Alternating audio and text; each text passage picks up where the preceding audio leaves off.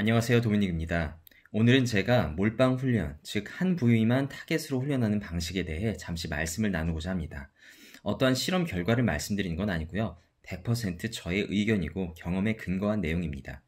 훈련을 하다 보면 자신이 약한 부위라든지 아니면 꼭 키우고 싶은 부위, 잘하고 싶은 훈련 종목 등이 있을 겁니다. 그런 경우 우리는 보통 이런 식의 대책을 세우죠. 해당 부위를 또는 종목을 가장 먼저 훈련한다. 가장 빈번하게 훈련한다. 가장 열심히 많이 훈련한다.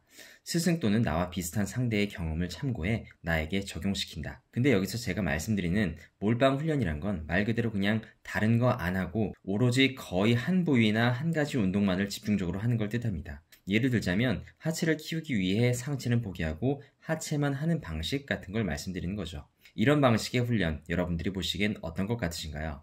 저는 이런 방식의 훈련으로 약 6개월간을 하체만 해본 적이 있습니다. 상체에 비해 하체가 너무 약했고 나름 열심히 해도 10여 년 넘도록 하체는 좋아질 생각을 하지 않았기 때문이죠. 제가 이런 마음을 먹고 훈련하게 되었던 가장 큰 이유는 제가 그동안 하체 훈련을 너무 살살 해왔다는 생각이 들어서가 아닙니다. 그저 내가 가진 에너지의 한계를 여러 번 느꼈기 때문이죠.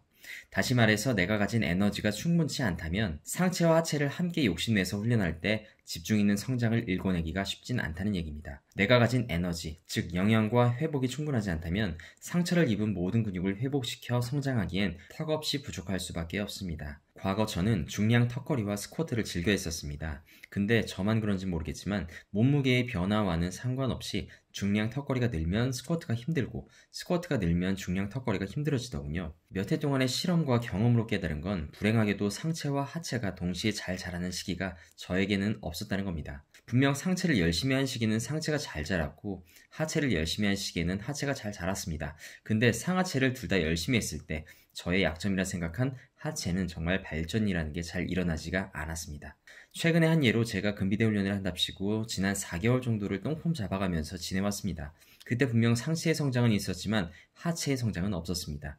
하체를 전에 비해 소홀히 한 게 아닐까 싶으셨겠지만 꼭 그런 것만은 아니었습니다. 이쯤에서 정리해보자면 결국 몰빵 훈련은 나름 효과가 좋은 방식이니까 한 번쯤 시도해보시는 게 어떠세요? 이게 아니라 여기저기 골고루 다 키운답시고 정작 약한 부위는 키우지 못하고 있다면 일정 기간의 몰빵 훈련을 통해 부족한 부분을 해소할 수 있으니까 한 번쯤 시도해보시면 어떨까요?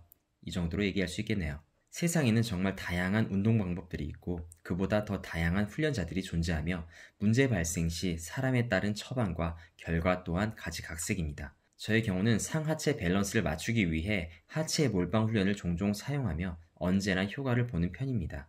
여러분들께서 정체기를 극복하기 위해 처방할 수 있는 방법들은 참 다양하고 많습니다. 그런데 만약 취약한 부위를 위한 보조 훈련을 추가한다든지 전보다 총 볼륨 자체를 높인다든지 더 강도 높은 훈련을 해야만 한다면 자신이 잠시 내려두어도 괜찮을 만한, 다시 말해 자신의 유전적 강점이 있는 종목이나 부위 등을 한동안 끊고 집중하고자 하는 종목이나 부위에만 집중해보는 것도 좋은 방법이지 않을까 생각합니다. 제가 고3 때인가 수능 벼락치기를 위해 고군분투를 하고 있을 때 선천적으로 암기 과목이 너무 약해서 수학이나 영어 시간에 암기 과목을 외웠던 게 기억이 나네요.